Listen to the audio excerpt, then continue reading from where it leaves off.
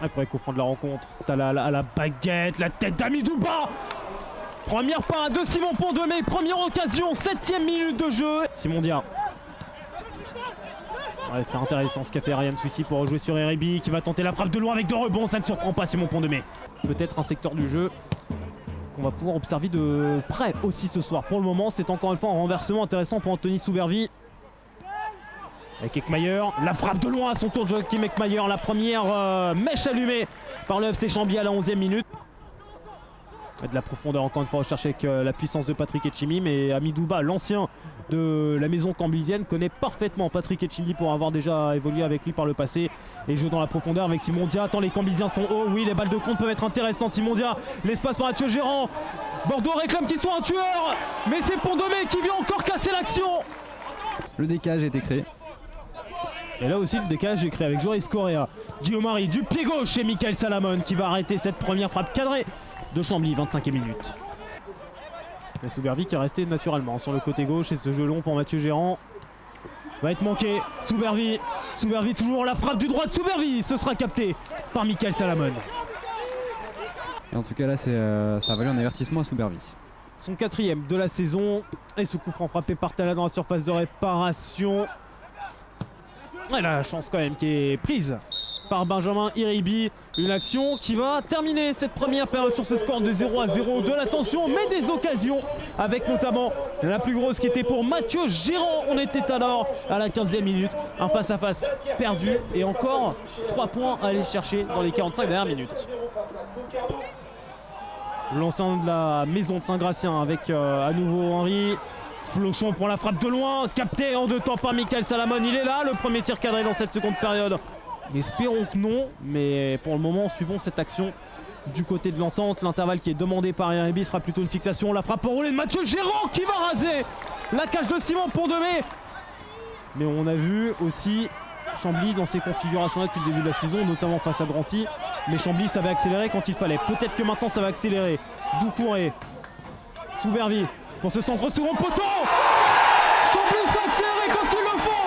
Othman Dadoun c'est sortir de la boîte quand il le faut. Un ballon, un but. C'est tout simplement l'entrée rêvée pour Bruno Luzzi avec ce coaching gagnant 1-0 pour Chambly, 65e minute.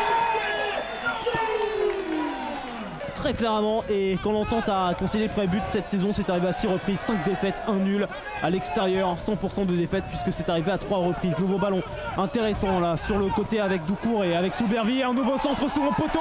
Joris Correa qui est seul. Flochon et le corner à venir pour Chambly. Iribi qui va essayer de mettre un petit peu de tempo, un peu de rythme. Oh, la prise à 2 elle est très efficace et le retour à 3, finalement c'est le contre favorable pour Madi Talal. Simon Dia appelle premier poteau de Gérant.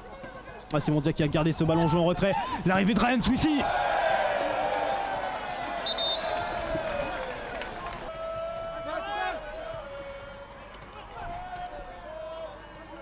Le gros travail de Dadoun.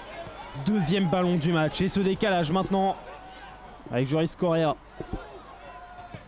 Soubervi qui a réclamé le ballon à l'opposé. Il va être au service sur le côté droit.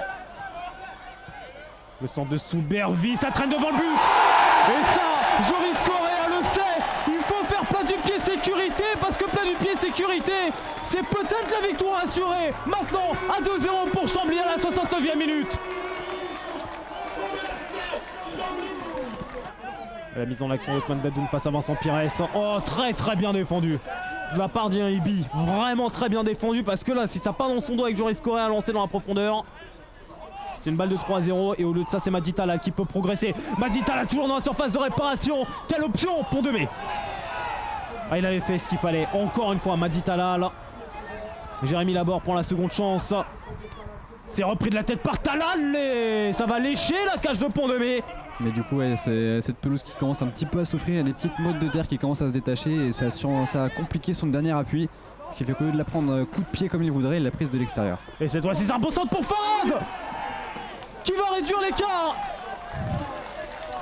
Le bourreau de l'an dernier, Kevin Farad, est donc de retour pour jouer peut-être un bien mauvais tour au FC Chambly. Son premier but est encore inscrit ici pour cette saison. Et le suspense est de retour au Stade des Marais. Et un but qui va redonner de la confiance à ce garçon et qui va redonner peut-être un souffle d'espoir à l'Entente Saint-Gratien avec Simon Dia qui aime repiquer, qui aime frapper comme ça, mais sa tentative est écrasée, il y avait peut-être même autre chose à faire.